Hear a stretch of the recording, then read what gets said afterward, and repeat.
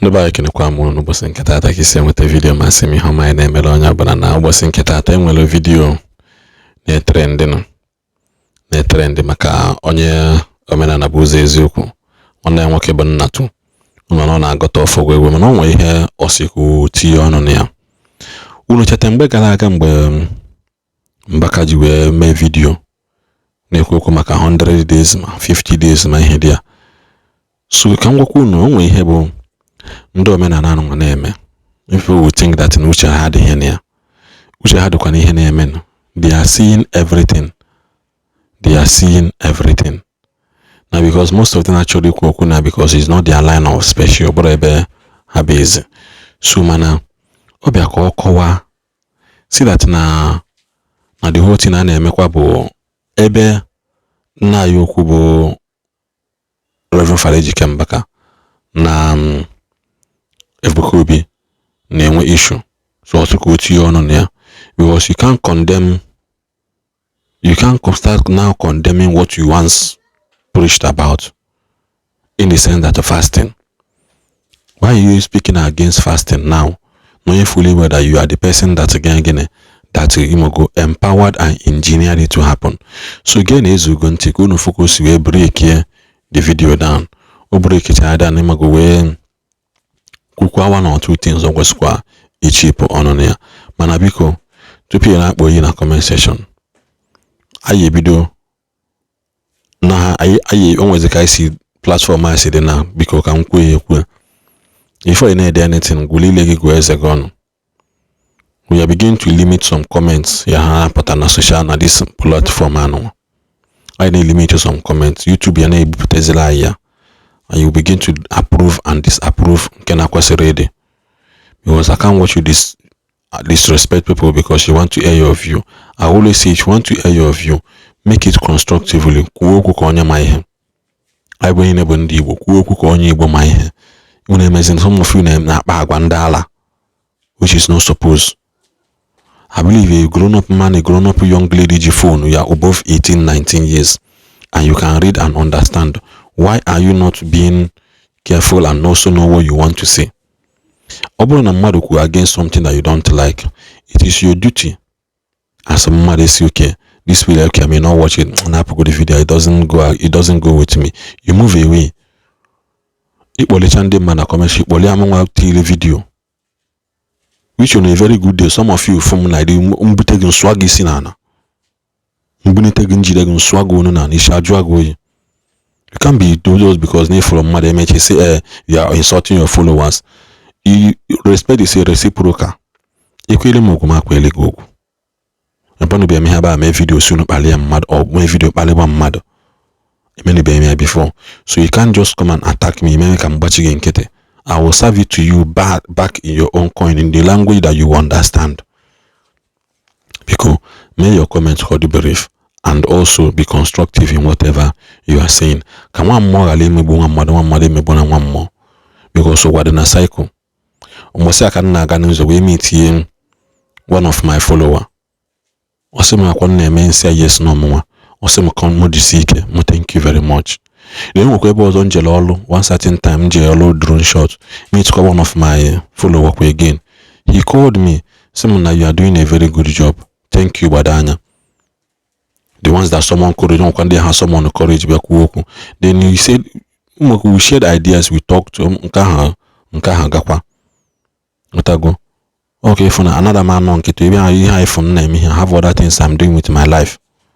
Can ask him go and get a job. Okay, now go and get a job. One again about bomb name video, name drone estate, name video real estate, name shoot to film, name shoot to skits, name shoot to comedy. We had no for.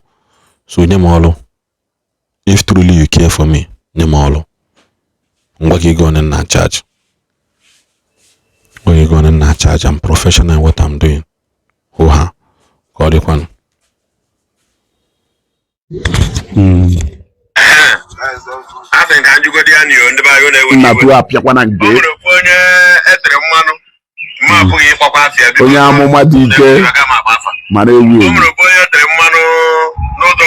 Elijah ka ọ na-aba afọ na social media ọrụ asị na ime fasting 40 days is fasting 50 days fasting no capacity nwere ka ihe emenwu na ọ ga-abịa sị gị mee fasting 40 days asị gị mee fasting 50 days ma 100 days fasting onye na-eribe nri na-afụbe nri oriri okwu ime fasting 100 days onye na-afụbe ihe oriri onye na-enwebeghị ihe oriri asị ya mee fasting onye na-ekwu okwu abụ ofu onye n'ime ndị achọghị m ịgba afa ọ na-amụna chabala Elijah ofu onye n'ime ndị jiri fasting a were ego ndị mmadụ ahụ achọghị m ya na-akọ ọnụ mana onye kwuru okwu a ụkọchukwu kwuru okwu a bụ ya so n'onye na-aka fasting ike dị n'ebumọnụ egwu ya dịsịkwa ihe niile ya dịsịkwa ịghọtago evidence kakwa nkụ ike dị n'ebumọnụ onye chukwu bumọnụ a na-ekwe n'isi fasting orukịta ọ na-agbazi anyị ihe siri ike onye gị ya emenwu gị mee na ọ bụla abịa na-asị gị ube fasting 100 days 200 days na-eme fasting 200 days 300 days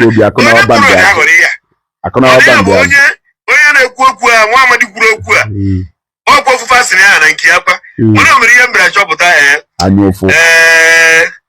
anya ụfụ dị n'ihe niile a na-eme abịara chọpụta onye ha na-ekwu na na-eme 100 days fasting ya ịghọtago ịma na ihe dịrị ha bụ onye nke akara gaba ka a na-ere anya ọkụ abịara chọpụta na onye a na-eme nke onye nke a kpọrọ afa makọmafia mana onye nke a na-atụgharị okwu na-eme 100 days fasting abịara chọpụta na onye ka a na-agwa onye nke na-ekwu ngị ma ọ na ị ga-emenwu bịa bụ onye na-ekwebu anyị mebe try one onye ka m nụrụ na fasting na-enwe try one n'ọnụ onye ahụ ka m nụrụ na ya na-ekweta ichiri ise pesịrị ya na-asị mee dry one si na agụ ọdị onye na-ekwu na agụ ọdị a bụ onye kwuburu ndị a ga-atụ iburu n'obodo a kịta ka ha mara agụ ọdị ere ya emezi dry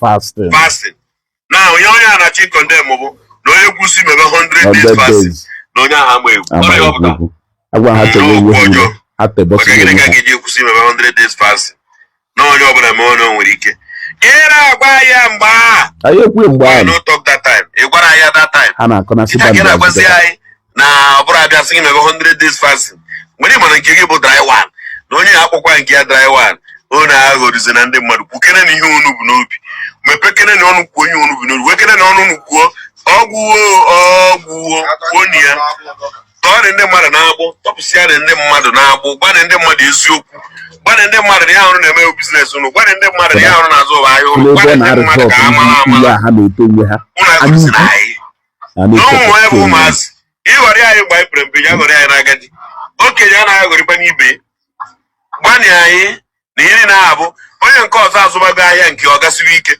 ibido ikwu na ihe ahụ ọ na-eme ebe ha wayo ibido ikwu na nke ahụ ọ na-eme na fasịrị ahụ awụ ọkọ na fasịrị adị ya mma ime 100 days mana gị nwazi na onwe gị bụ onye na-ekwu okwu a iso ị kabakwara arụ kpodekwa ndị mmadụ n'obe mgbe na-aja ndị mmadụ anya ekwuwe okwu ekwusie ọnụ kwuo okwu otu a ncheta Matias eze okwu unu na-ekwu ka nji echeta Matias because of them come back na social media o nwere ebe ọzọ obi na-agba wayo kịta ka unu mazi na fasting a n'ihe m onye ike dịgo mana oge mbụ na-agba gị kaba arụ n'ike meriri ya iri na-ewebe na mmezu ebe onwere onye a na-arụ ebe onwere ihe onye a na-eme ebe onye nwere aka ọrụ a ga-eweta aka ọrụ shia ndị mmadụ mepee ntu ha na-ekpokọta ndị mmadụ ọ na-ekpokọta onye ọbụla everyday onye ọbụla bịara ọmụmụ ofu ihe mụta ọbụla ihe ọ na-arụ unu emenwuo ya fọkịtara ya na-ekwuzi bụ na baba abịakwa gị mee fasting 100 days ebe onye afụbeghị ihe oriri ya si ya mee fasting kịta ka ịma na mgbe ahụ ị na-eme nke gị onye kwu ịma na onwere ndị enwebi ihe ha riri mana ịgwa ya mee fasting emechaa gị okwutere ya ọsa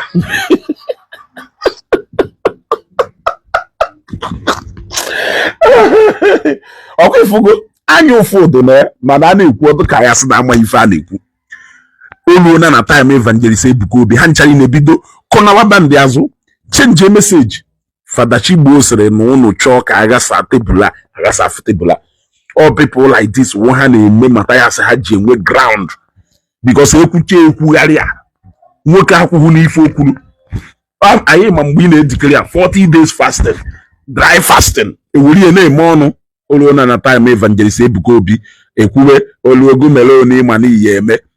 Anyị ma mgbe miracle ebe niile ọ na-emekwa mana nke go olu na nke evangelist Ebuka Obi ịma na ọsọ miracle ka ndị mmadụ na-achọ eje n'ụlọ ụka.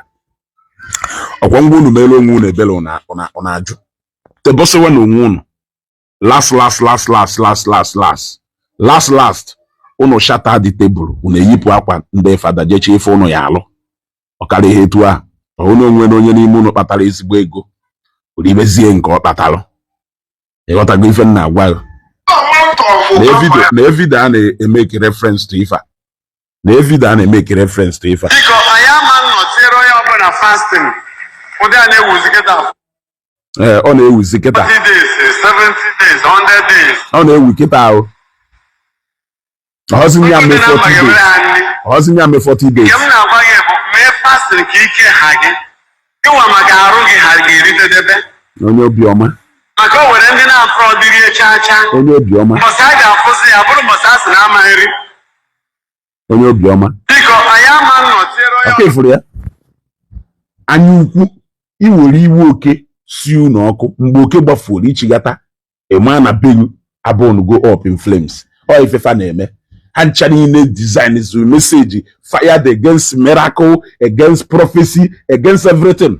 Mana okwu ife ha ji wee zacha afa tata Ebuka Obi akpakarigo ha na nkụ asị na ọkpara nke na-ajọ ọfịa ha bidozie twist with their messages.